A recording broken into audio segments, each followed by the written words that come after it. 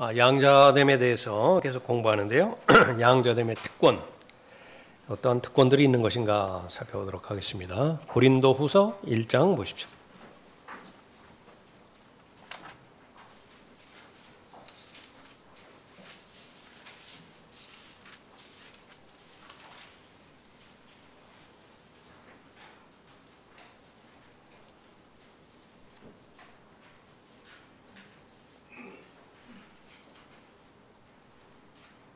삼절에 보시면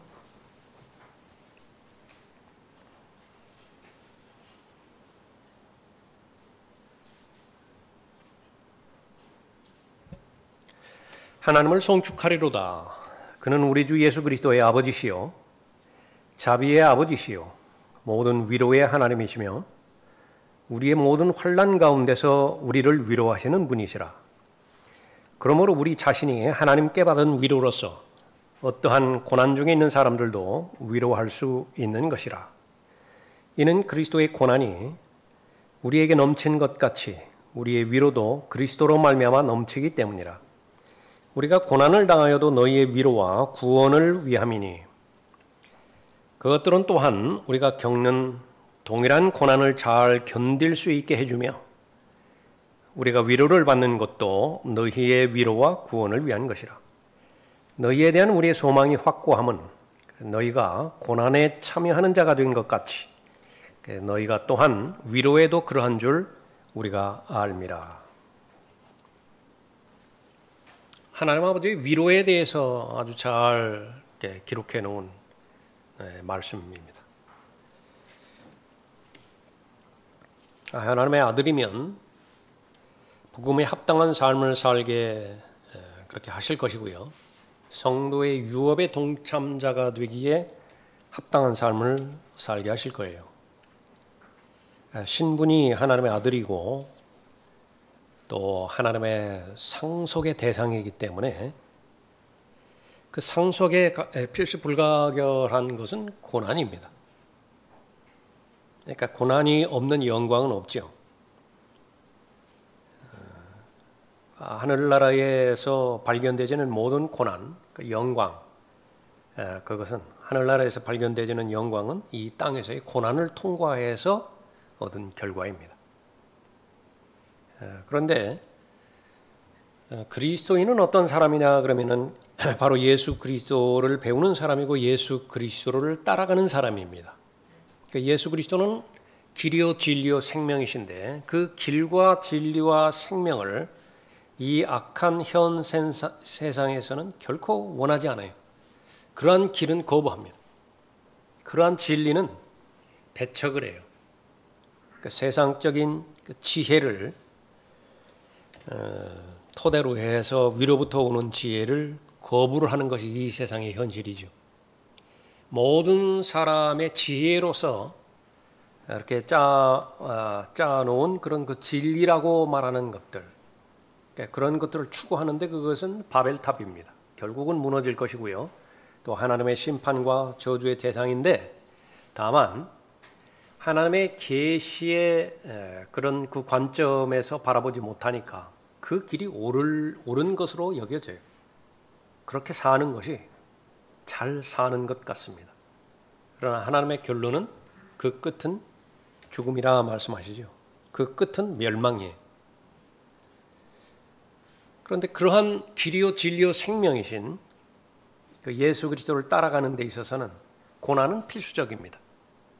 왜 그러냐 그러면 하나의 그림으로 보여준 것이 물결을 따라서 자연스럽게 흘러내려가는 것이 그리스도인의 삶을 말하는 것이 아니라 반대로 그 물결을 거슬러 올라가는 거예요.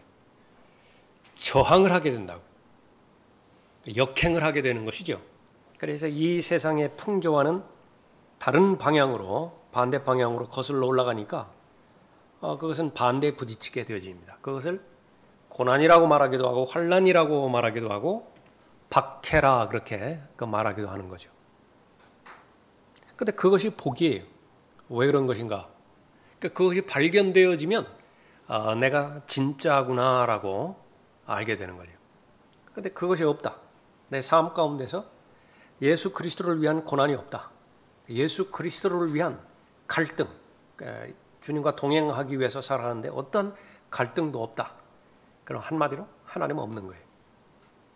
그 사람에게는 하나님이 없어요.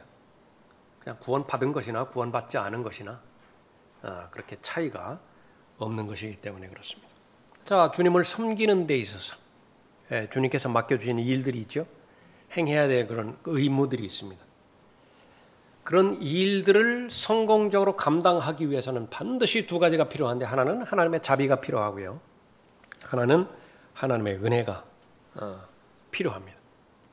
상당히 많은 부분들, 이 하나님의 자비와 하나님의 은혜는 하나님의 사람들을 통해서 오기도 하지만은 하나님으로부터 직접 오기도 하는 것입니다. 언제 자비가 필요하고 언제 위로가 필요한 것이냐? 어려움에 봉착할 때죠. 믿음의 삶을 살아가는 데 있어서 어렵다고요. 아주 버틸 힘도 없을 것 같다고요. 거기 8절에 보십시오.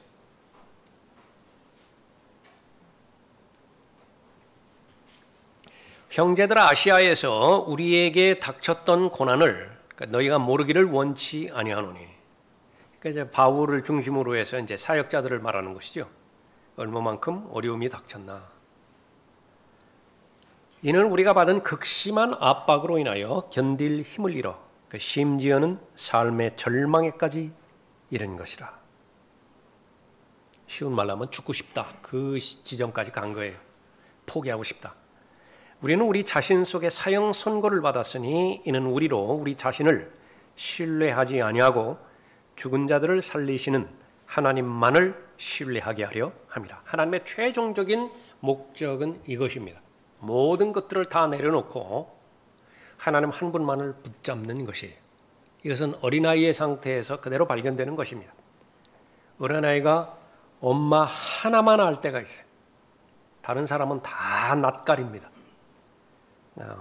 자신의 상태와 여건이 어떻다 하더라도 엄마만 발견되어지면 모든 걱정이 다 해결돼요. 아무 염려가 없어요. 그러나 반대로 모든 것들이 다 구비되었다 하더라도 엄마가 보이지 않는다. 있는 힘껏 울어제끼죠. 언제까지요? 엄마가 보일 때까지 울어제끼는 것입니다. 그 어린 아이에 있어서 엄마는 단순히 엄마가 아니라 우주 자체예요. 존재 자체입니다. 그런데 그것이 하나님과 하나님의 자녀와의 관계가 되어지길 원하는 거예요. 처음에는 예수 그리스도를 개인의 구주로 영접하고 구원받아서 하나님의 자녀가 된 그 부분으로부터는 잠깐 그 순간이 유지가 되어지는데요. 그 다음에는 이제 하나님이 굳이 필요 없다고요. 어느 때에는 하나님이 거추장스러워요.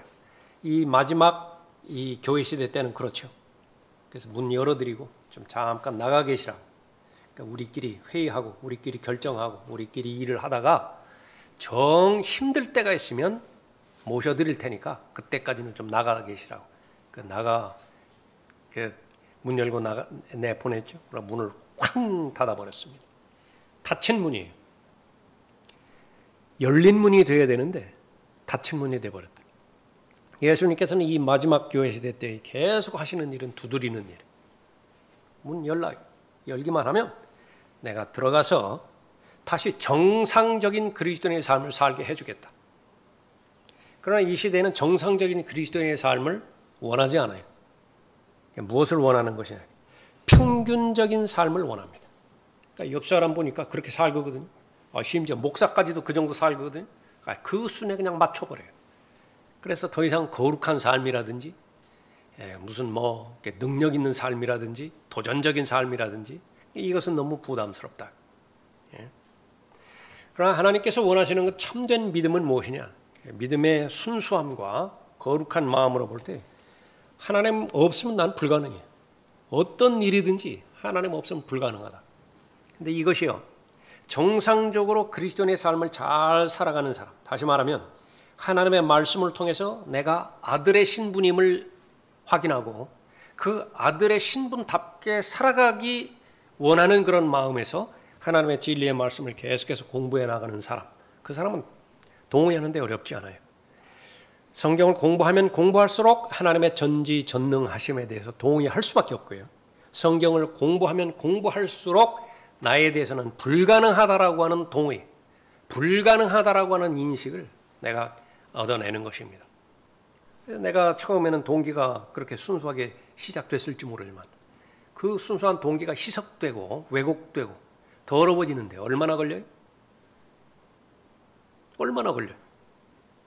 그러면 어떻게 그 순수한 동기를 계속해서 유지해야 되는 것입니까? 지속적으로 말씀에 의한 물로 씻는 길 외에는 없어요. 지속적으로 예수 그리스도의 보혈을 신뢰해서 내가 자백하고 다시 일어서고 자백하고 다시 일어서고 하는 길 외에는 없어요. 그 길 외에는. 그런데 이것과는 다르게 계속해서 영적 바리새인이 되어버려서 이제는 더 이상 필요 없고 하나님의 은혜와 하나님의 자비는 그 필요 없고 그냥 자기 자신을 의뢰하고 신뢰하려고 가는 것이죠. 성경에서 일관된 권면은 육신은 신뢰할 만한 대상이 되지 않는 것입니다. 바울의 경우가 그랬었죠. 구원받기 이전에, 거듭나기 이전에 육신을 신뢰하다고 한다면 나를 보라. 나는 대표적인 사람이에요. 표변이라고. 육신을 신뢰할 만하다고 하는 것은. 그것은 그때는 무엇을 말하는 것이냐면 겉에 의식으로서 형식으로서 종교적인 틀을 만족시키는 그 부분을 그렇게 말했던 것이죠. 그 마음 안에는 텅 비어 있습니다. 하나님의 은혜도 없고 하나님에 대한 사랑도 없고 그러니까 자비 가운데서 살아간다라고 하는 고백이 없어요. 그러나 정작 예수 그리스도를 만났죠. 예수 그리스도를 만난 다음에 바울의 고백은 180도 바뀌어지는 것입니다. 죄수들, 죄인들, 나하고는 비교가 안 돼요. 나는 죄인들 중에, 죄수들 중에서 우두머리예요. 나처럼 하나님을 반역했던 자가 없다고요. 그러나 그러한 바울이 도덕적으로 윤리적으로 무슨 죄를 지었나요? 율법적으로 흠이 없었다라고 자신만만하게 말했던 그 사람이라. 그래서 하나님께서 원하시는 것은 모든 하나님의 자녀들이 들림받아 올라갈 그때까지 하나님 한 분만을 신뢰하게 해야 된다. 그런데 우리 가운데서 고난이 없으면요, 어려움이 없으면 이 육신의 연약함이라고 하는 것이 뭐냐면 금방 배신해버려요. 하나님의 은혜 가운데서 지금까지 왔다라고 하는 그 고백을 그냥 삼켜버린다고요. 근데 하나님께서는 아끼시죠. 근데 여기에는 예외가 없다라고 하는 사실을 우리가 알아야 됩니다. 어떠한 예외도 없어요. 가장 예수 그리스도를 잘 믿은 바울조차도 육체의 그 고난, 고통, 그것을 이 사탄의 사자라고까지 이렇게 말했죠.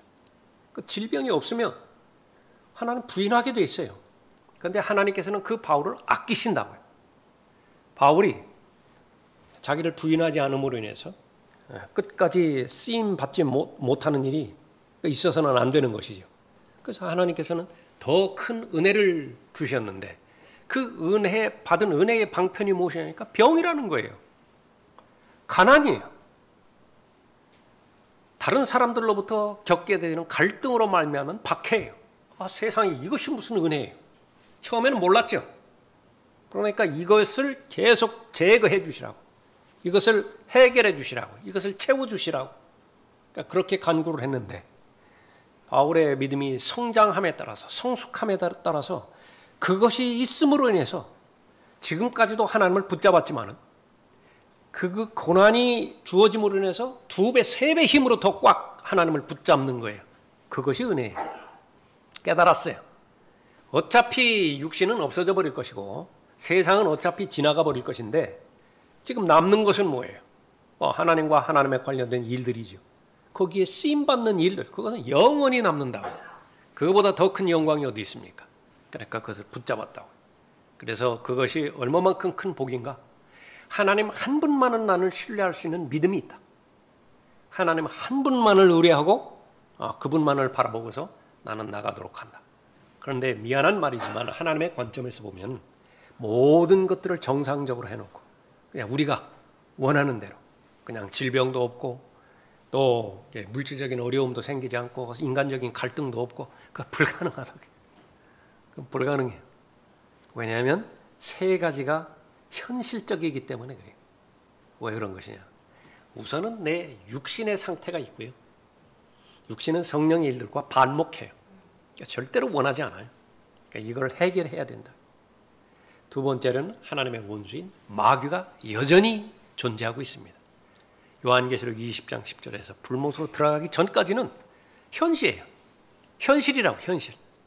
그리고 육신과 마귀가 움직일 수 있는 필드가 있는데 세상이, 이 세상은 더 악해져 가고 있기 때문에 그러죠. 거기에 거슬러 올라가기 위해서는 그것과는 비교할 수 없는 힘, 에너지인 하나님의 위로의 능력과 하나님의 은혜와 자비, 그것이 반드시 필요한 것이죠. 10절에 보십시오. 그분께서 우리를 그처럼 극심한 사망에서 구해내셨으며, 과거를 간증하는 거죠. 여러분도 과거가 있을 거 아니겠습니까? 그처럼 어려울 때에 하나님의 위로로서, 하나님의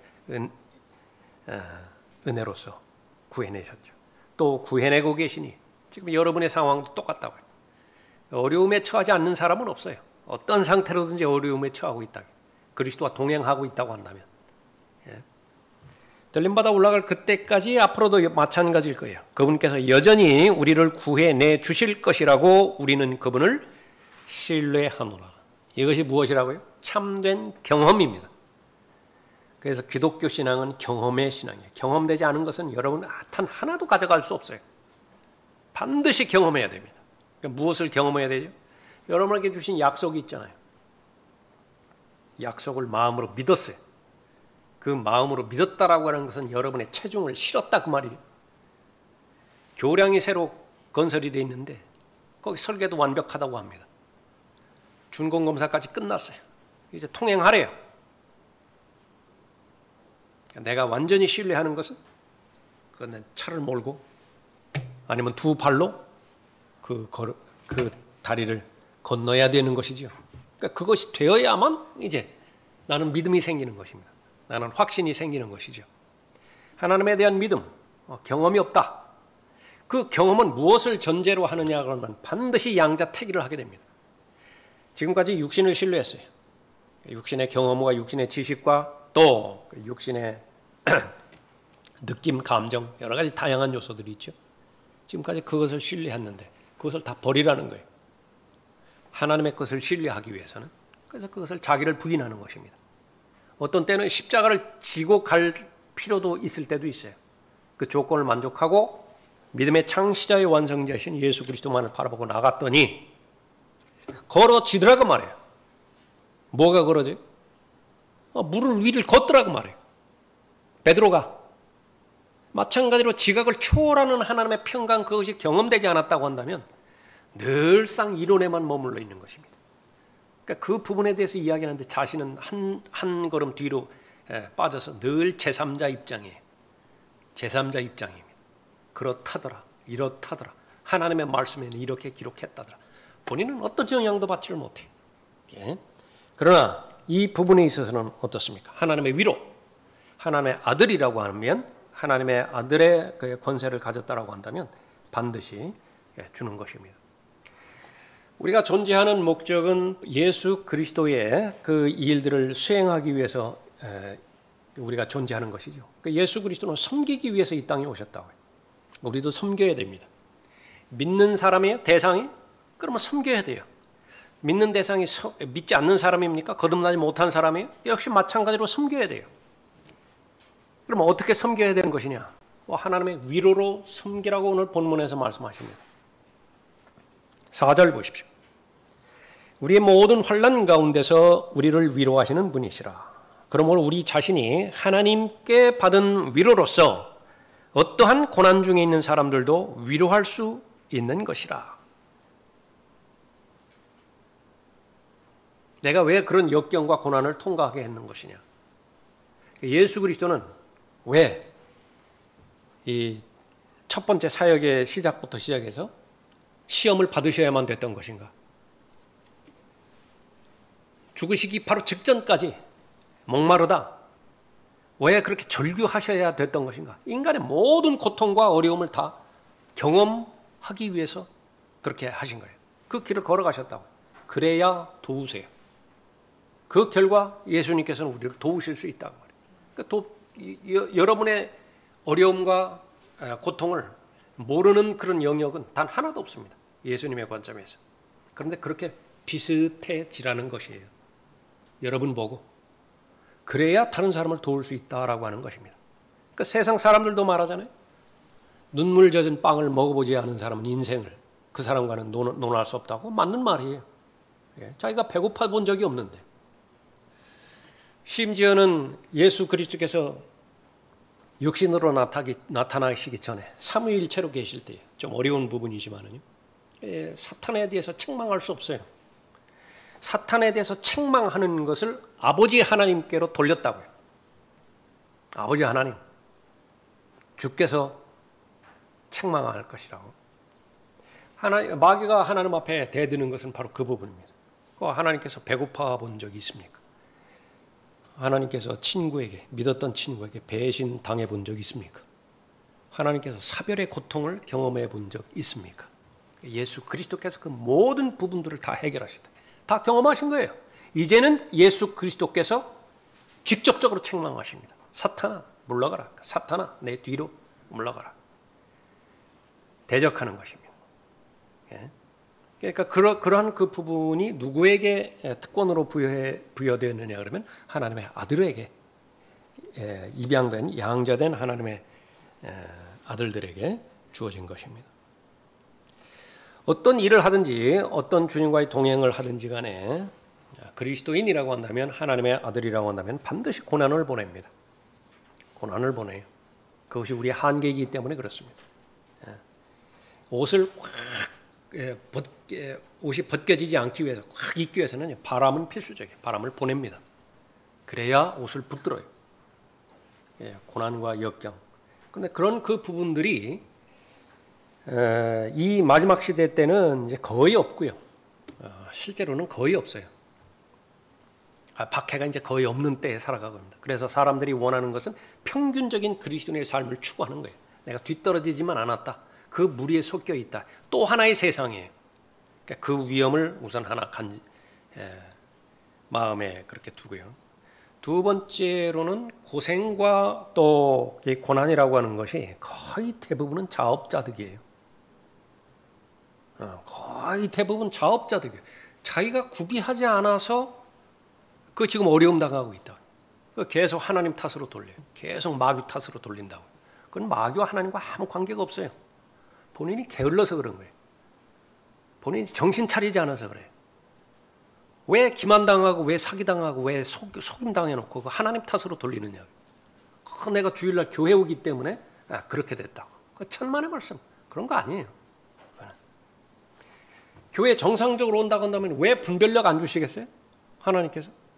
정말로 이 교회 생활의 진짜 본질적인 싸움은 참과 거짓의 싸움인데, 참과 거짓의 싸움이에요. 하나는 진리고 하나는 거짓이에요. 그런데 이 거짓은 무엇이에요? 진리로 가장하고 덤벼드는 것인데요. 세상에서 요구되어지는 분별력보다도 비교할 수 없는 분별력이 갖춰져야만 속지 않을 수 있다고요. 미혹의 영에게 속지 않을 수 있다고요. 그러니까 그런 그 부분들을 살펴봤을 때에 마지막 날들에 나의 믿음의 상태와 영적인 상태 적용해 봐서 그 두 가지를 잘 구분할 수 있어야 되어지는 것입니다. 세상에 아무 고난이 없다. 그보다 더 약해 빠진 사람 없습니다. 온실 속에 화초인 사람이에요. 믿음의 근거가 감정이나 느낌이나 경험이다. 이건 말할 것도 없어요.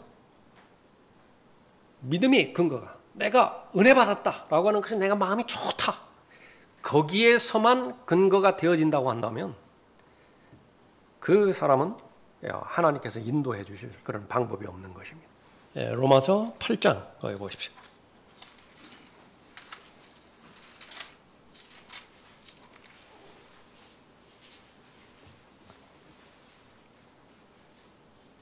(16절에)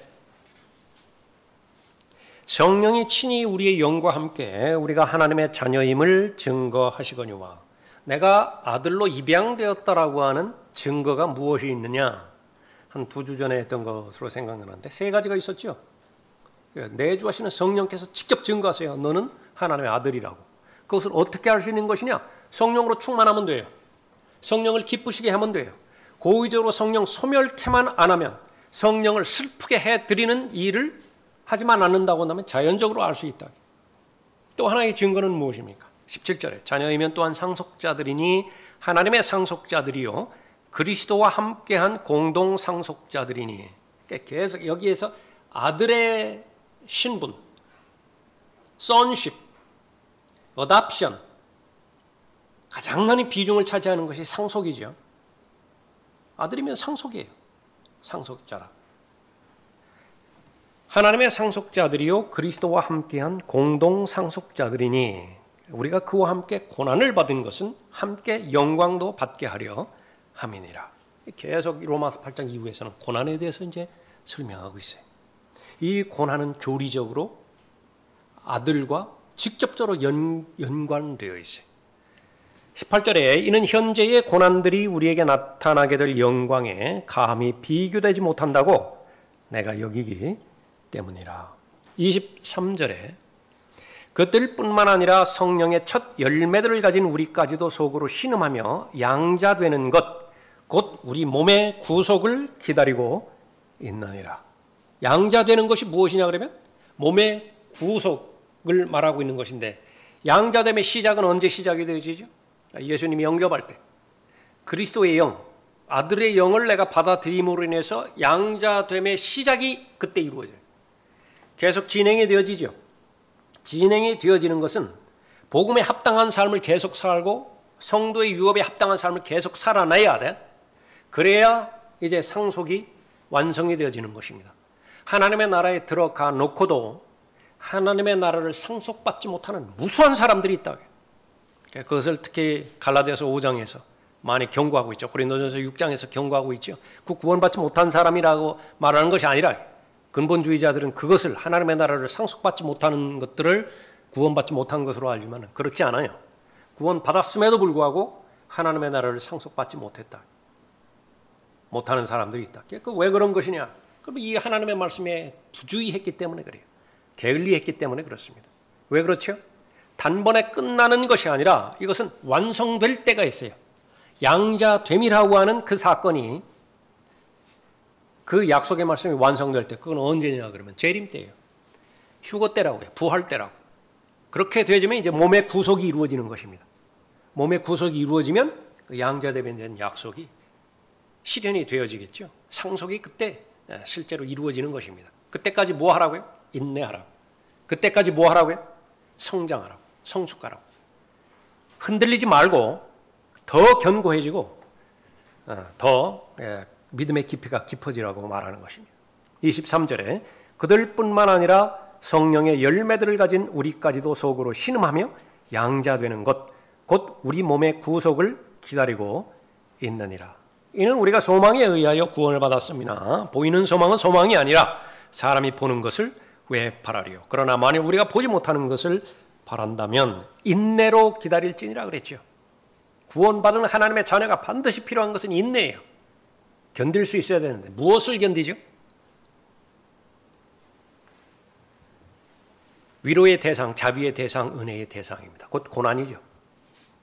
그래서 그 고난을 견뎌야 돼요. 그 고난을 견디는 방법은 하나님의 은혜로 말미암은 위로라고요. 그러니까 하나님의 위로가 없으면 살 방법이 없어요. 예. 그 다음 절에도 봅시다. 이와 같이 성령께서도 우리의 연약함을 도우시나니. 우리가 약하다는 것인데 뭐가 약해요? 지금까지 기록한 하나님의 말씀이요. 자신의 믿음과 결합이 잘 안 돼요. 그것이 연약한 것입니다. 우리의 연약함을 도우시나니 이는 우리가 마땅히 기도해야 할 것을 알지 못하나.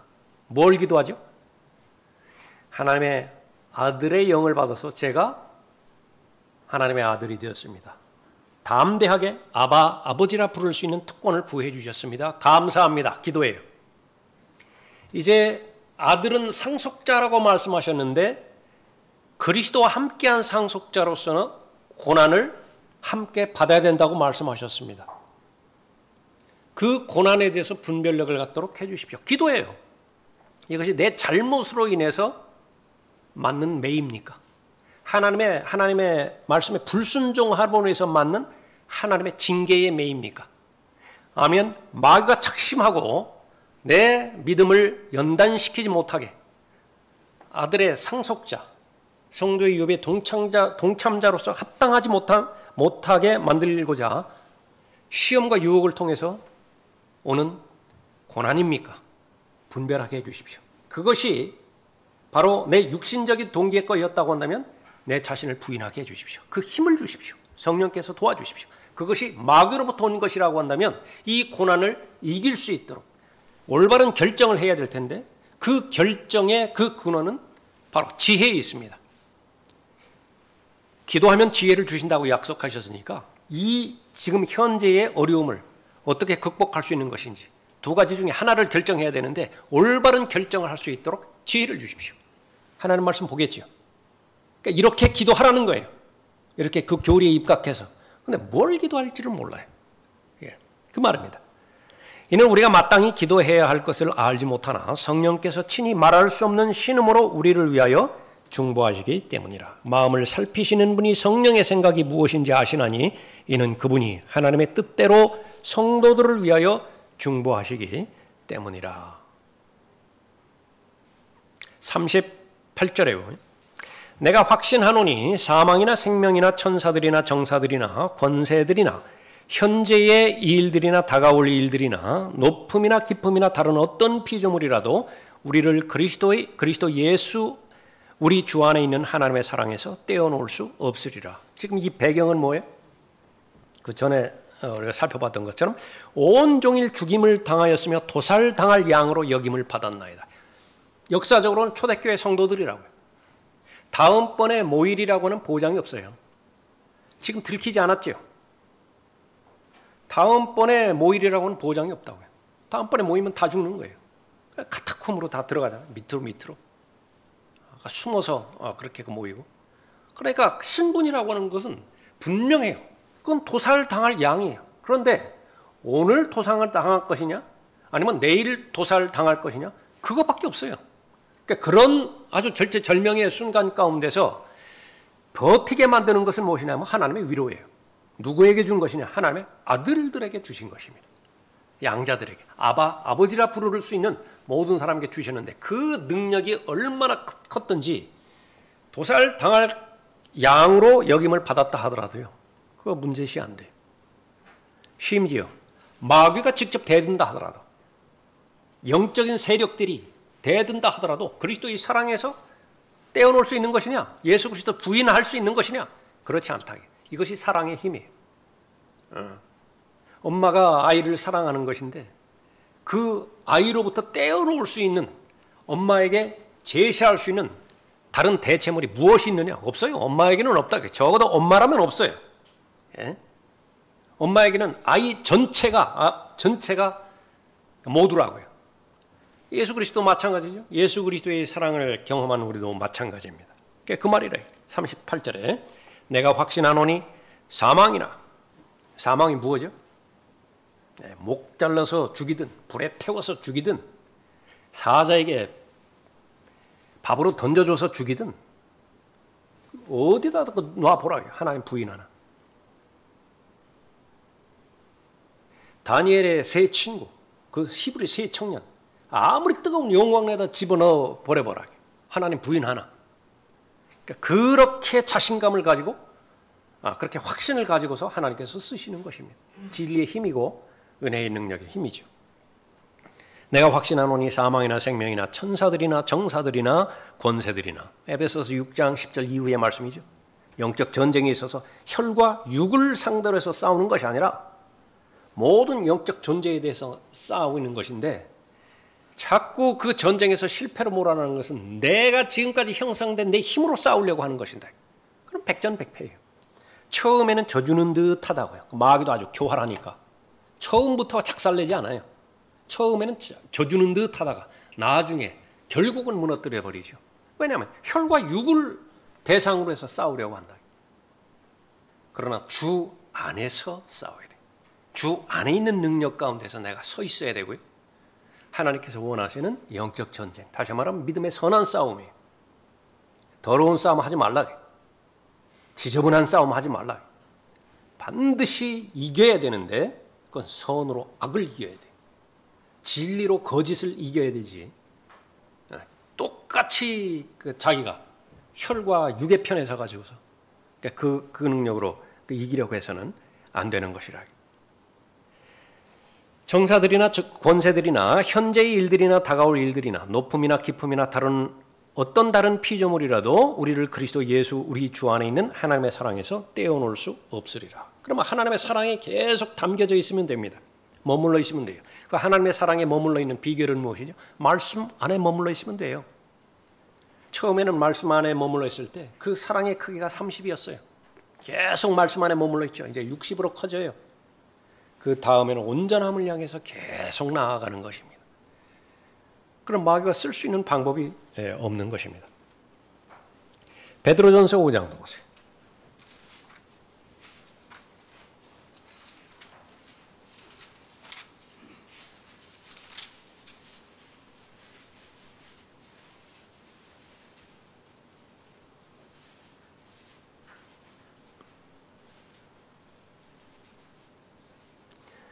칠 절에 보면 너희의 염려를 다 하나님께 맡기라.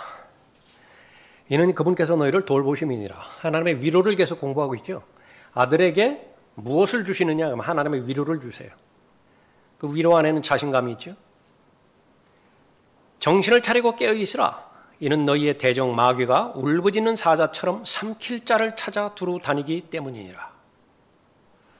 이런 말씀 앞에서 나는 평균적인 그리스도인의 삶을 지향한다. 그렇게 말할 사람 없죠.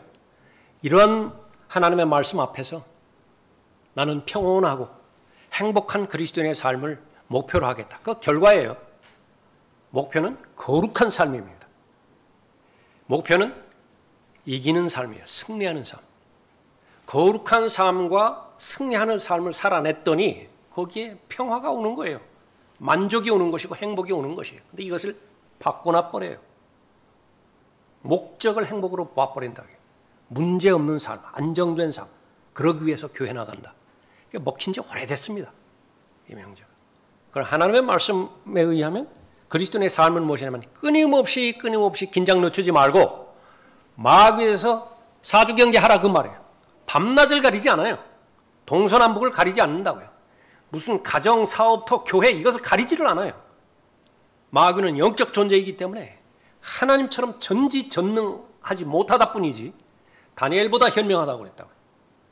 다니엘보다 현명한 존재로서 전술과 전략, 술책을 가지고서 계속 달려오니까 정신 차리고 깨어있으라고 그런다. 그런데 그 부분의 절정을 이루는 것이 고난에 대한 반응과 대처예요. 과연 어떻게 고난에 대해서 대처할 것이냐. 이 명제는 다른 부분과 마찬가지로 부르짖지 않을 사람은 없어요. 그리스도인이라고 한다면. 마귀를 대적하자는데요. 정신 차리자는데 거기에 뭐 반대할 사람이 어디 있어요. 문제는 고난이 다가왔을 때에 성경대로 반응하느냐. 그렇다고 한다면 하나님의 위로의 사람이 돼서 능력을 부여받는 것이고 그렇지 못하다고 한다면 계속 다시 원점으로 돌아가는 것입니다. 9절에 믿음 안에 굳게 서서 그를 대적하라. 이는 세상에 있는 너희 형제들도 여기 너희 형제들 여기 말할 때에 명목적인 그리스도인 이건 뭐 배제되는 것은 누구나 다 잘 알죠. 정말 믿어 보려고 하는 사람. 정말 살아계신 하나님과 동행하려고 하는 사람. 그러니까 우리는 그런 사람이 되려고 계속 우리가 애쓰잖아요. 그러니까 그런 사람이라고 한다면 성경은 무엇이라고 말해요? 동일한 고난을 당하는 줄 알미니라. 고린도후서 1장을 우리가 다시 한번 생각해 보는 거예요. 위로의 하나님이라고요. 아버지 이름이 위로의 아버지예요. 위로의 하나님, 위로의 하나님. 하나님께서는 위로하기 위해서 우리와 교제하시는 것인데 그 고난을 위로하기 위해서 기록된 그 말씀이겠죠. 이 세상에 있는 너희 형제들도 동일한 고난을 당하는 줄 알미니라. 그러나 모든 은혜의 하나님 곧 그리스도 예수로 인하여 그의 영원한 영광으로 우리를 부르신 분께서 너희가 잠깐 고난을 받은 후에 너희를 온전케 하시고 견고케 하시며 힘을 주시고 확고히 하시느니라. 아멘이라. 하나님께서는 약한 그리스도인은 원치 않으세요. 하나님께서는 강하기를 바랍니다. 하나님께서는 선이 굵은 사람을 좋아하세요.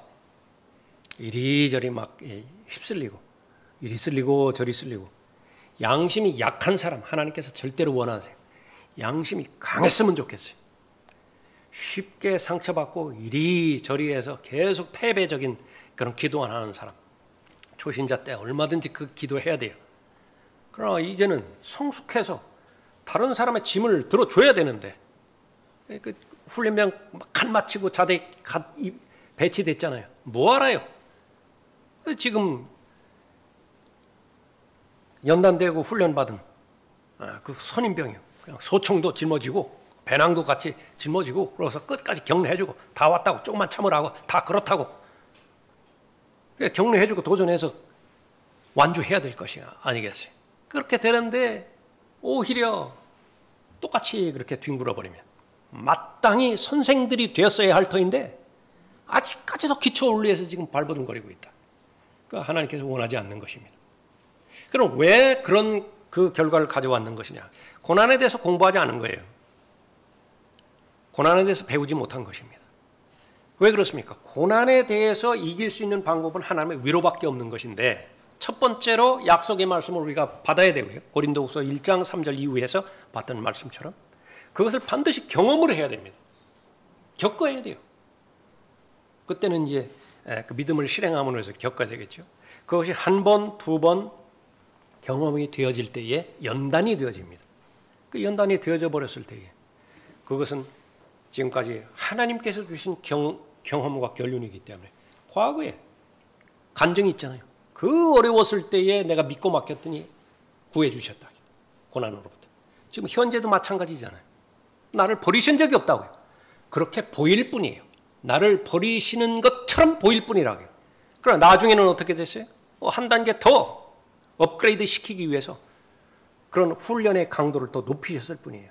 다만 하나님은 사람이 아니시기 때문에 얼마만큼 강도를 거기에 투입을 하면 그 토기 그릇이요. 토기로 그 질그릇을 만든 질그릇이 깨져버릴지 그거 아시는 분이라. 그러니까 그 강도 이상은 절대로 거기에 놓지를 않으세요. 더 단단하게 그렇게 만드시는 것이죠. 그러니까 그것이 나의 경험입니다. 앞으로도 뻔해요. 언제 내가 들림받아 올라갈지 모르지만, 언제 내가 죽어서 무덤에 들어갈지 모르지만은 그 남은 기간, 그건 너무나 분명하다고요. 얼마만큼 분명해요? 내일 해가 동쪽에서 떠오르는 사실보다 더 분명한 것이 그거예요. 왜냐하면 해가 내일 동쪽에서 떠오르지 않을 때도 있어요. 앞으로 그렇다고요. 앞으로.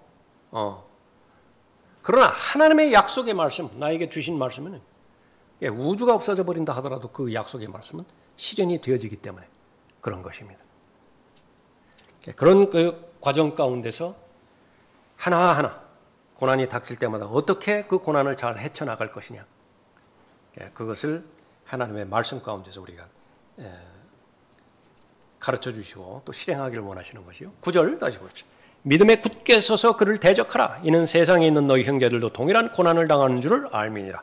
그러나 모든 은혜의 하나님 곧 그리스도 예수로 인하여 그의 영원한 영광으로 우리를 부르신 분께서 너희가 잠깐 고난을 받은 후에 너희를 온전케 하시고 견고케 하시며 힘을 주시고 확고히 하시느니라. 아들이기 때문에 그래요. 사생아라고 한다면 이렇게 하지 않는다.